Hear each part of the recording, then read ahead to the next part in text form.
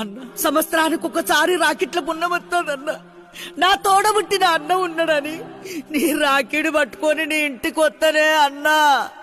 ఓ అన్న, నీ ఇంటికి వచ్చి నీ బంగారు చేతికి రాకీడు కడతానే అన్న. అన్న రాకీడు కట్టినాక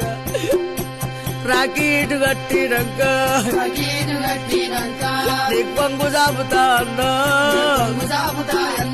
నా చెల్లె వచ్చిందని వాళ్ళ నాకు సీరలు పెట్టాకన్నా. వాళ్ళ నాకు కట్టమియ్యకే అన్నా.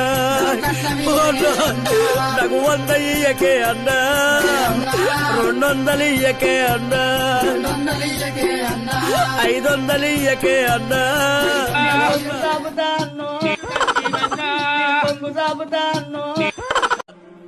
అన్న సంవత్సరానికి ఒకసారి రాకెట్ల పున్నమొస్తుందన్న.